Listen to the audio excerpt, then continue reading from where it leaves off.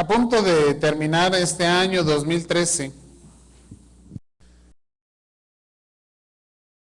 al inicio de este nuevo proyecto como iglesia de estudiar al Jesús de los Evangelios, revisar las genealogías y en especial la genealogía de nuestro Señor Jesucristo. Estadísticamente se dice que los libros que contienen las genealogías de la Biblia son los pasajes de la Biblia que menos se leen. Que aquel que decide el día último del año leer la Biblia en el siguiente año e inicia el día primero con muchas ganas ahí en el Génesis, o quizás en Mateo, si deciden leer primero el Nuevo y después el Antiguo Testamento, cuando llegan a Crónicas, cuando se llega al libro de Números, ahí es donde nos atoramos un poquito. Muchos toman la decisión de brincarse estas porciones y no leer tantos y tan enredados nombres que vienen en la Biblia. Lo mismo sucede, claro, en mucho menor escala, porque las genealogías que se presentan aquí en Mateo y en Lucas son mucho más cortas y pues son específicamente la genealogía de nuestro Señor Jesucristo. Pero de todos modos no nos gusta leer ese tipo de literatura que son las genealogías. Sin embargo, hermanos, tenemos que darnos cuenta que la genealogía o las genealogías encierran información que es muy valiosa para cada uno de nosotros. Cuando yo me acerco con usted y le pregunto acerca de sus padres, seguramente tendrá información que platicarme. Si le pregunto de sus abuelos, algunos quizás no me puedan dar mucha información si es que no lograron vivir muchos años mientras ellos estuvieran vivos, o si no les han platicado mucho acerca de ellos. Pero ya cuando queremos hablar de los bisabuelos y le seguimos hacia arriba, ¿verdad?, en la genealogía, qué complicado, porque no nos acordamos de los segundos apellidos, no sabemos mucho de qué hicieron, de dónde venían, si ellos tuvieron ramificaciones en su familia con quien quizás estamos emparentados y ni cuenta nos hemos dado. Y sin embargo, las genealogías son importantes por muchas cosas, para determinar, por ejemplo, quiénes son los herederos legales de alguna propiedad. Hace poco se decía que por ahí hay una isla que está pues a unos cuantos kilómetros de Baja California Sur, y que aunque hoy es una propiedad declarada propiedad de la nación, alguien la está vendiendo.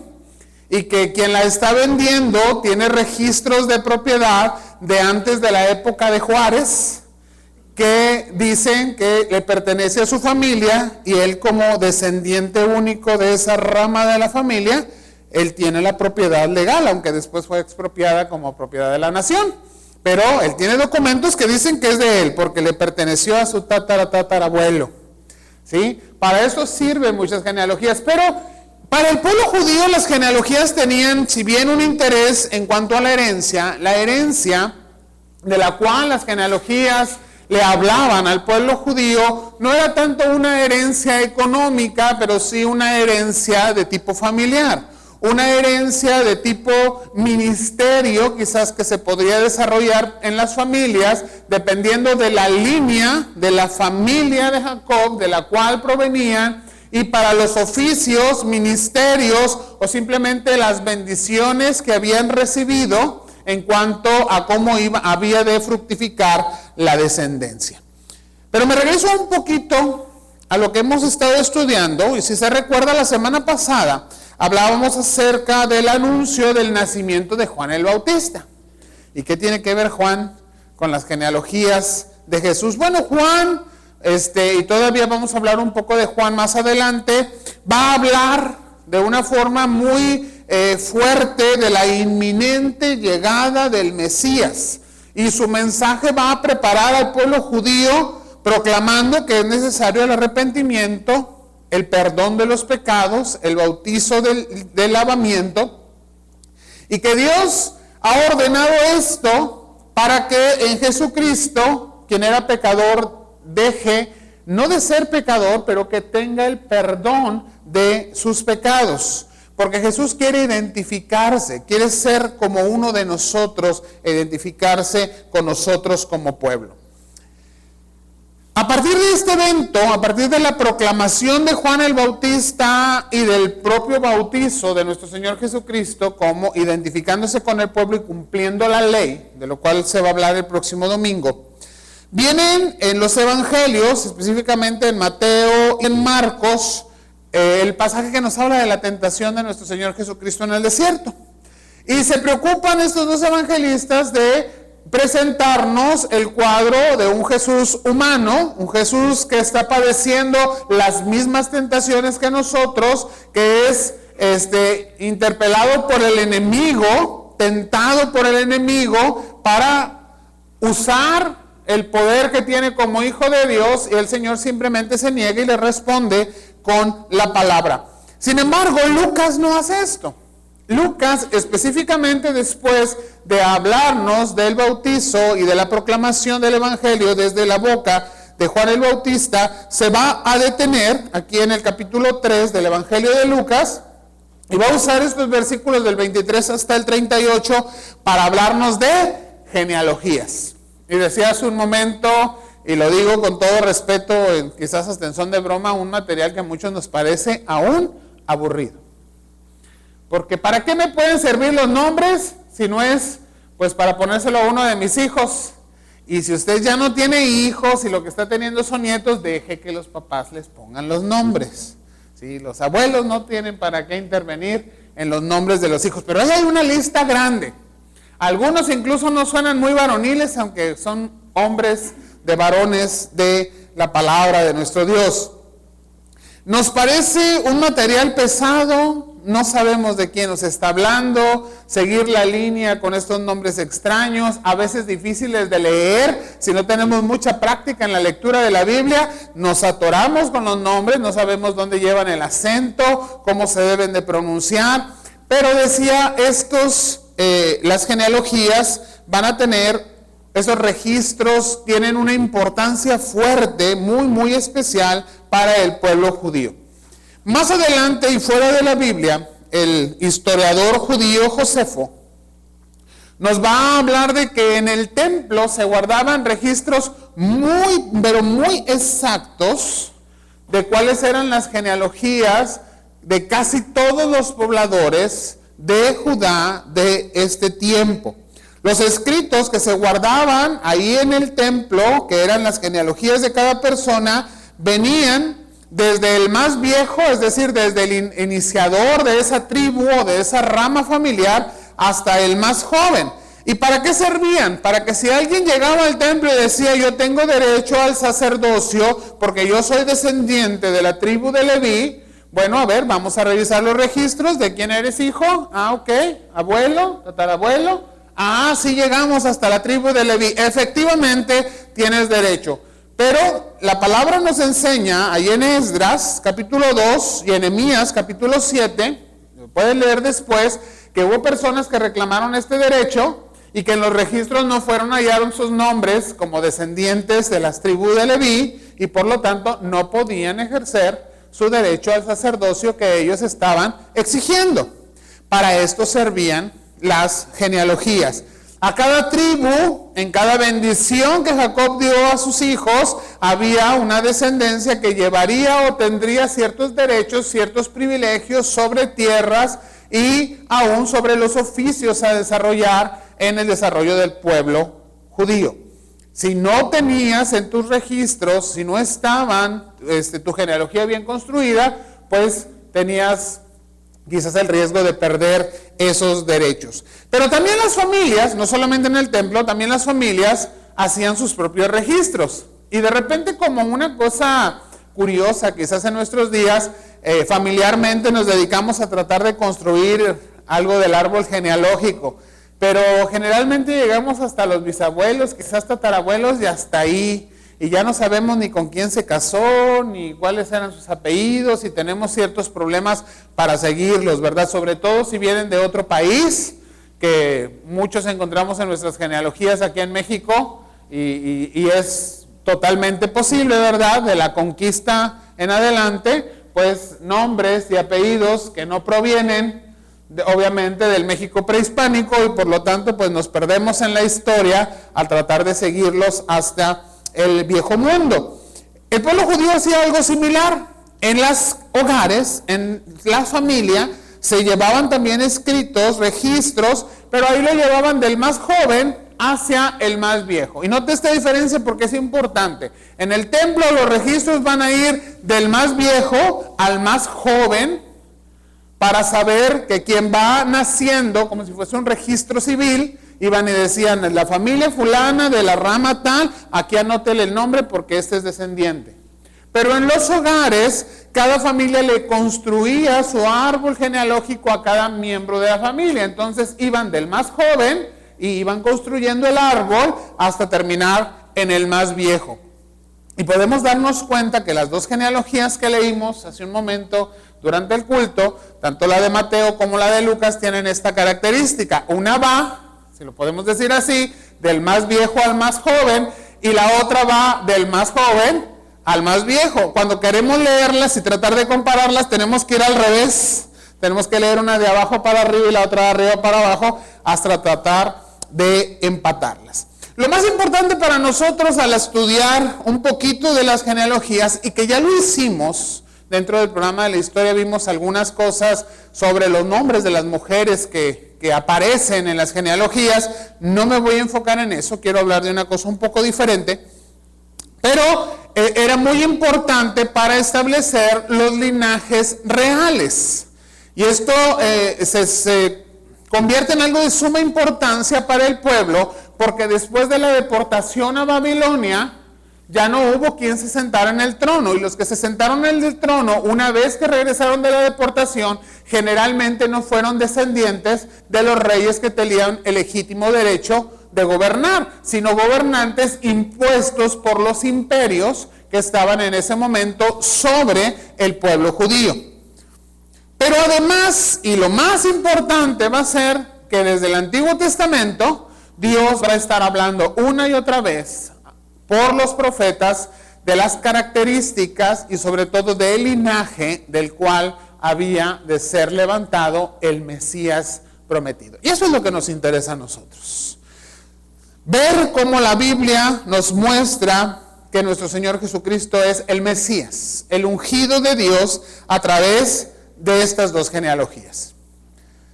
Yo no sé cuántas veces has leído estas genealogías, ojalá y que lo hayas hecho y que lo hayas hecho varias ocasiones, pero si lo has hecho, yo sé que te has metido en un problema, y la verdad es que son dos, y te voy a explicar cuáles son. Hay dos grandes problemas, dos grandes conflictos con los que nos topamos cuando leemos la genealogía de Lucas, la de Mateo, y las queremos comparar. Cuando leemos Mateo capítulo 1 del 1 al 17 y Lucas 3 del 23 al 38, y tratamos de seguir con un dedo porque es la manera más fácil, abra dos Biblias en la misma versión, una en cada pasaje, y empiece una de arriba para abajo y la otra de abajo hacia arriba, y trate de ir cotejando los nombres de las dos genealogías, y se va a encontrar con un grave problema. De David en adelante, las genealogías son total y rotundamente distintas. Y ahí tenemos que detenernos y decir, ¿qué fue lo que pasó? Todo iba muy bien. Abraham es antepasado común, llegamos hasta el rey David y no tenemos ningún problema. Pero cuando seguimos leyendo, nos damos cuenta que tenemos serias dificultades. El abuelo, en una de ellas es Jacob y en la otra se llama Elí. Y el hijo de Salomón, el hijo de David por el cual se da la genealogía en ambos, en una es Salomón y en la otra es Natán. Decimos, ¿qué pasó? Si ambas genealogías nos hablan de Jesús como quien tiene el derecho de ser el ungido de Dios, cumpliendo toda la ley, ¿por qué las dos genealogías tienen estas serias diferencias? Básicamente en 14 generaciones. Y déjame decirte que existe otro problema más, y a lo mejor ni siquiera te has dado cuenta. Existe un segundo problema en la genealogía del Mesías, por la cual, o más bien porque Dios, desde un principio, podríamos decir que desde el Génesis, estableció candados. Hoy le decimos candados cuando alguien quiere limitar algunas cosas. Candados para que nadie pudiera presentarse de repente y decir, yo soy el ungido, yo soy el Mesías. A ver, vamos a ver si es cierto que cumples con lo que la ley y los profetas dicen acerca del Mesías. Y encontramos anuncios de dónde vendría el Cristo, de dónde vendría el Mesías desde la antigüedad. Génesis capítulo 22, no lo busque porque se me distrae, versículos 17 y 18. Si quiere apúntelos. El Mesías tiene que descender de Abraham. Hasta aquí no tenemos problemas. Las dos genealogías nos mencionan a Abraham y nos dicen que el Jesús, el Cristo, es descendiente de Abraham. Génesis 49:10 hace un candado todavía un poco más pequeño y nos lleva a un descendiente de Jacob que es Judá. Y veíamos esto hace poco, en la promesa o en la bendición que Jacob otorga a todos sus hijos, específicamente en Judá, se les dice que de él va a salir esa rama, ese vástago que va a tener el gobierno eterno. El Mesías tiene que descender de la tribu de Judá. Si seguimos viendo los demás candados y vamos a Isaías capítulo 9, se nos habla de que tiene que ser un descendiente de David. Y seguimos sin tener conflictos. En las dos genealogías está Abraham, en las dos genealogías está Jacob y está la tribu de Judá, en las dos genealogías está el rey David. Pero cuando llegamos a 2 Samuel y vemos que David tiene muchas mujeres y que tuvo más de 100 hijos, las cosas se nos complican un poco, porque vemos que 2 Samuel nos dice que el Mesías tiene que provenir de uno de los hijos de David, y se habla específicamente de Salomón, aquel que habría de construir el templo o la casa a nuestro Dios. Sin embargo, una de las genealogías nos da la referencia al nacimiento de nuestro Señor Jesucristo por otro de los hijos de David, llamado Natán. Y no quiere decir que Salomón y Natán fueran el mismo. Si analizamos la historia de la Biblia, son dos hijos totalmente diferentes, con el mismo padre, ciertamente, hijos de distinta madre, de distinta esposa del rey David, y que llevan las genealogías por dos rumbos completamente diferentes. Cuando analizamos Mateo 1, y quiero que vaya conmigo allá a Mateo 1, no vamos a leer otra vez todos los nombres, pero algo a grandes rasgos es lo siguiente. En Mateo capítulo 1 podemos ver que de los versículos 2 al 7 se pueden mencionar o podemos encontrar todos estos nombres que le acabo de decir: Abraham, Jacob, Judá, David. Y ahí tenemos estos nombres comunes, todos referencias del Antiguo Testamento a de dónde tenía que nacer el Mesías, el ungido, el prometido de Dios para la salvación. Pero a partir del versículo 7 hasta el versículo 11, vemos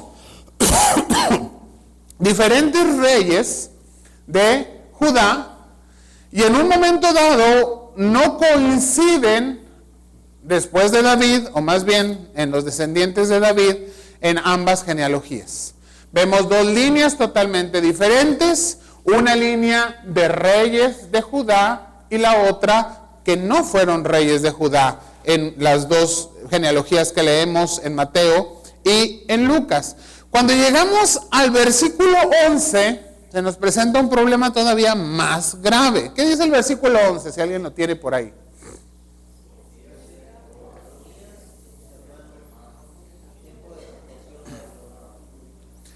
Se nos dice que Jeconías fue engendrado en esta época en la que se va a dar la deportación. Y los registros nos dicen que Jeconías fue el último rey de Judá sentado sobre el trono antes de que fueran llevados a la deportación a Babilonia. A partir de este punto y aproximadamente 600 años después, ningún otro rey se sentó sobre el trono de David en Jerusalén. ¿Qué pasó? Bueno, la historia bíblica nos dice que Jeconías fue un hombre terrible, apóstata, negó a Dios, fue idólatra, y en el libro del profeta Jeremías se nos habla de la maldición que Dios establece sobre de él. Y leo esta porción de la palabra, Jeremías 22, 28 al 30. Este hombre, Conías, una vasija despreciada y quebrada, es un trasto que nadie estima, porque fueron arrojados él y su generación y echados a tierra que no habían conocido. Tierra, tierra, tierra. Oye, palabra de Jehová. Así ha dicho Jehová, escribid lo que sucederá a este hombre privado de descendencia. Hombre a quien nada próspero sucederá en todos los días de su vida, porque ninguno de su descendencia logrará sentarse sobre el trono de David, ni reinar sobre Judá. ¿No se podría sentar otro hijo de Jeconías, o de Conías, como lo menciona aquí Jeremías, sobre el trono?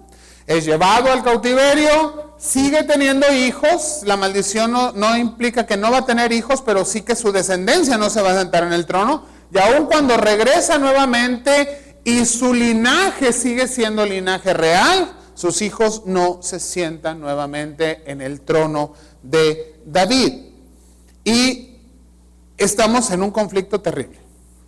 Porque si Jesús es descendiente de Jeconías, la maldición que Dios ha puesto sobre él dice que no se puede sentar en el trono.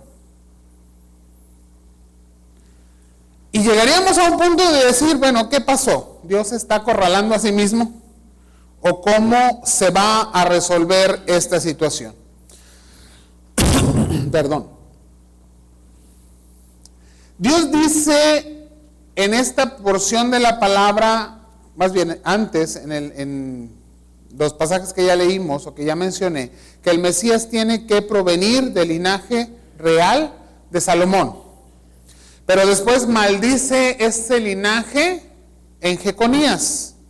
En otras palabras, lo que Dios está diciendo es, si vienes del linaje de Jeconías no puedes ser rey, pero si no vienes del linaje de Jeconías no puedes ser rey. O sea, si eres descendiente de Salomón, puedes ser rey, pero si eres descendiente de Jeconías no puedes ser rey. Eso es lo que la Biblia nos está diciendo. ¿Cómo es que Dios resuelve esto? Y aquí es donde tenemos que enfocarnos, porque para el Señor no hay imposibles. Porque donde nosotros ya no vemos caminos que andar, el Señor hace sendas nuevas, diferentes, con gloria y poder. Y Dios no se contradice. La Biblia no se contrapone a sí misma, sino que la Biblia se cumple en todos y cada una de sus partes. Estos son dos problemas que tenemos que resolver. Son dos conflictos que la misma Biblia nos va a mencionar cómo se resuelve. ¿Cómo se resuelve el primero de estos problemas? La diferencia que hay entre las dos genealogías. Bueno, la respuesta está ahí en Lucas, y ahora sí te pido que lo busques. Lucas capítulo 3, versículo 23. Vamos a ver cómo Dios resuelve cosas que nosotros pensamos que no tienen solución. Lucas 3, 23.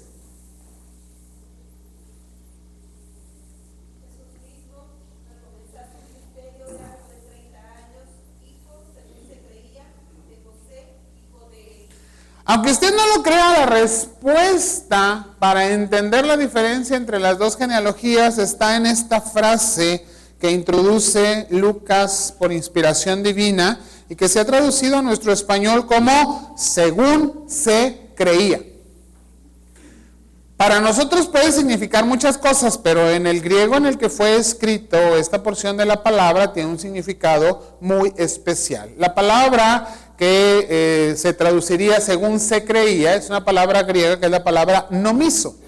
Y nomiso no necesariamente es algo que se cree que pueda hacer, sino algo que está conforme a la ley o conforme a la costumbre de un pueblo, que no es algo natural, es decir, no se da porque la naturaleza lo dio, lo propuso, pero que es respetado porque la ley y la costumbre del pueblo así lo establece. Esto es lo que significa la palabra nomiso, que está traducido en nuestra Biblia como según se creía.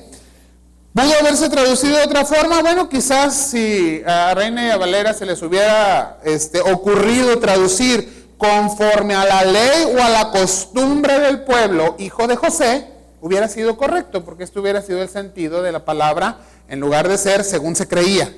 Según se creía para nosotros es algo de que, pues, quién sabe, está medio dudoso. No, es conforme a la ley, conforme a la costumbre del pueblo, hijo de José.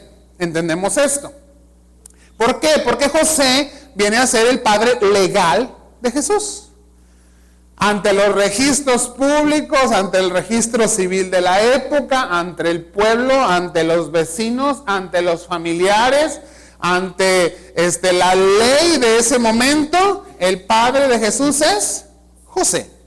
Por eso Lucas, quien investiga, recordemos que Lucas hace una investigación y se pone a escribir los resultados de esa investigación, y esto no demerita, es el Espíritu Santo guiándole para poner cada palabra que escribió. Dice, Lucas es hijo de José conforme a la ley y conforme a la costumbre del pueblo. Pero entramos en un problema porque enseguida se menciona el nombre de Elí. Y Elí no es el padre de José. Si revisamos la otra genealogía, encontramos un gravísimo problema porque el padre de José es Jacob, no Elí. Entonces decimos, bueno, ¿qué está pasando aquí? Si se nos está hablando de lo que es conforme a la ley, conforme a la costumbre del pueblo, pero el padre de José no es Elí sino Jacob, entonces, ¿quién es el hijo o la hija de Elí?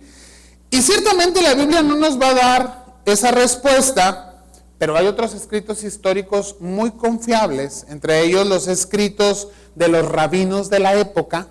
Recuerde que las sinagogas tenían rabinos, y los escritos de las genealogías oficiales para el pueblo estaban en el templo.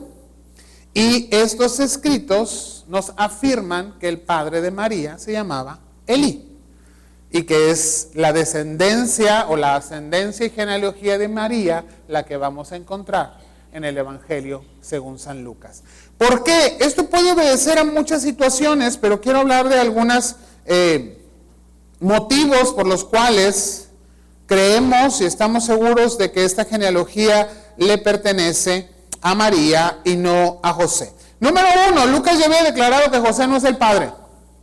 Si empezamos a leer el Evangelio, Lucas capítulo 1, versículos 31 al 35, el anuncio del ángel, la respuesta de María, antes de decir, sí Señor, hágase conforme a tu palabra, ¿qué pregunta María? ¿Cómo va a ser esto posible si yo no conozco hombre, yo no conozco marido, no tengo marido, no conozco varón? José no es el padre. Y aunque lo está diciendo María, quien lo está registrando, porque hizo una investigación, porque seguramente entrevistó a María para escribir esto, es Lucas. Y la genealogía que escribe Lucas es la de María. Es curioso, pero José ya no aparece después en los evangelios. ¿Se ha dado cuenta de esto? En la cruz, al pie de la cruz está María. Si José hubiera estado vivo, ¿usted cree que no hubiera estado ahí? Yo creo que le importaba. Claro que le importaba. Crió a Jesús como su hijo. Pero la Biblia no nos lo menciona en ninguna parte. De alguna forma pasa a ser María la única representante familiar, vamos a decirlo así, de Jesús en el tiempo de la crucifixión. Y probablemente viva todavía para el tiempo de Lucas cuando hace toda esta investigación que queda por escrito. Los registros oficiales, decíamos, en los templos siempre iban de los primeros ancestros en adelante, pero los registros personales y familiares iban de el más joven hacia los ancestros.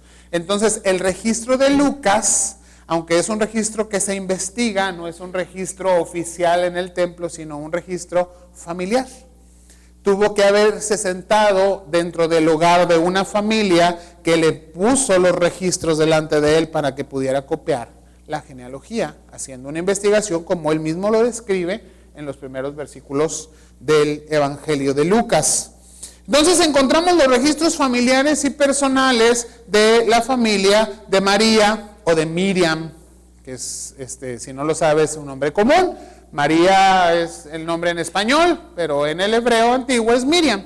Entonces, si usted se llama Miriam o conoce a alguien que se llame Miriam, es María, nada más que en otro idioma.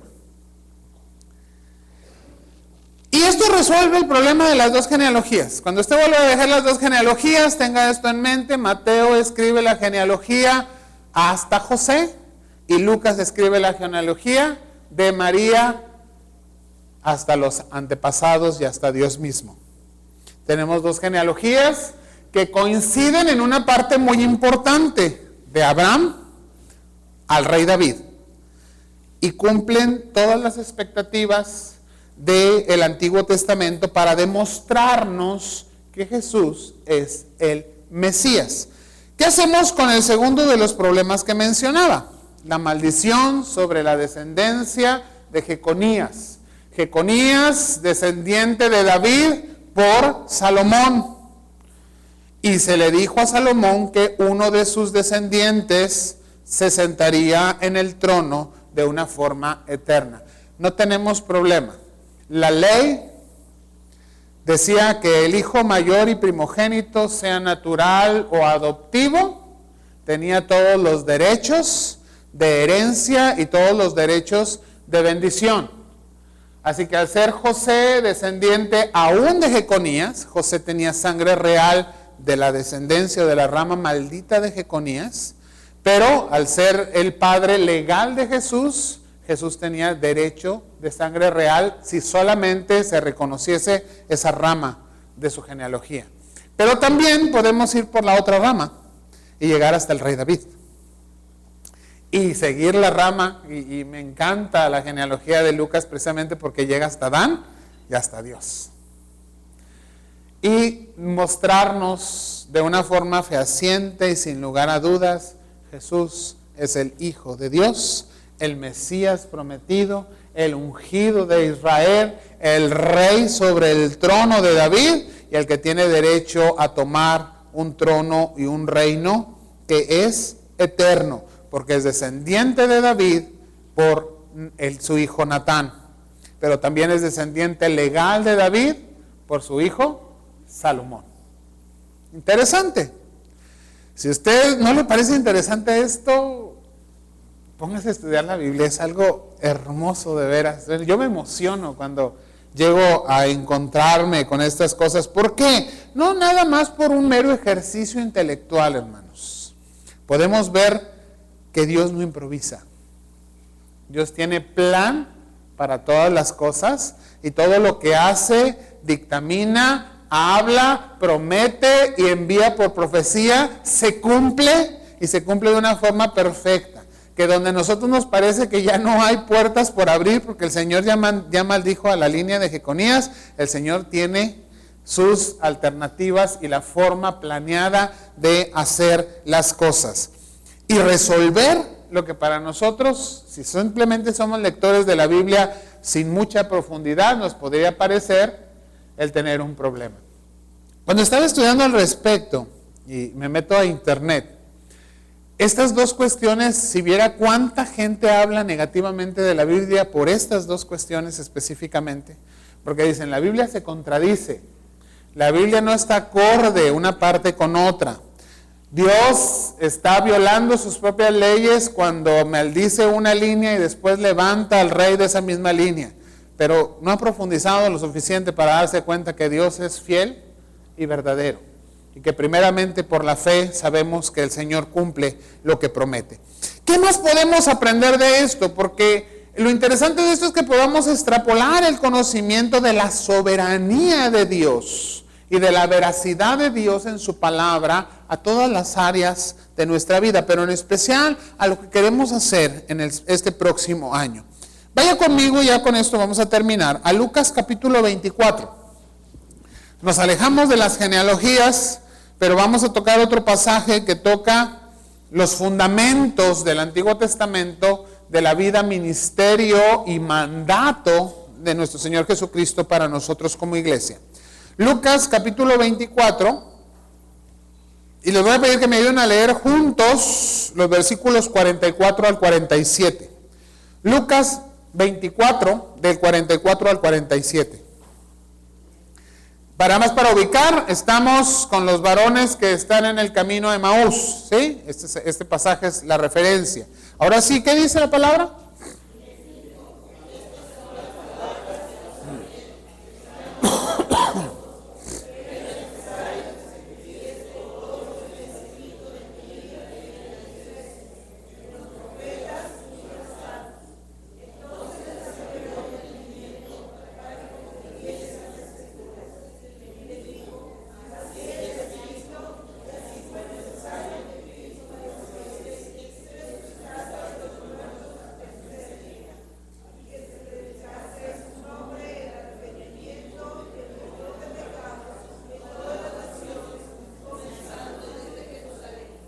veo 4 puntos importantes que extrapolar para nosotros a partir de la enseñanza de cómo Dios es soberano para enviar su palabra y cumplirla fielmente a partir de este pasaje.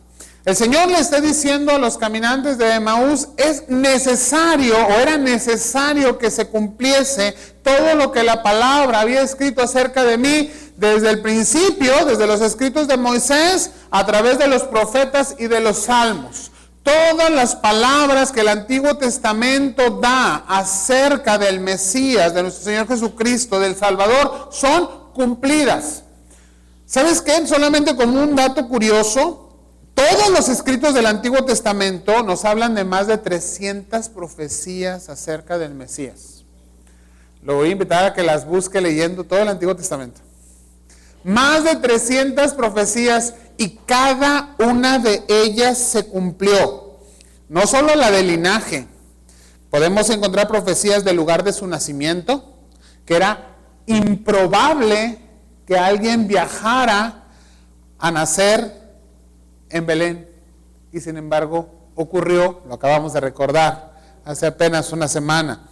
El tiempo de su venida, cómo los magos de Oriente pudieron saber por la aparición de la estrella, porque estaba escrito en la profecía. La forma de su muerte está escrita desde la antigüedad, y su resurrección. Y muchas otras cosas más de la vida de Cristo que están en el Antiguo Testamento. Y muchas de estas que vamos a estudiar este próximo año porque vamos a conocer al Jesús de los Evangelios. Además, dice la palabra, les dio entendimiento, les abrió el entendimiento para que entendiesen la Escritura. La Biblia no es un ejercicio intelectual. La Biblia no es nada más saber, aprender la palabra. Hay que entenderla. Y el entendimiento no viene de nosotros mismos, el entendimiento viene del Señor.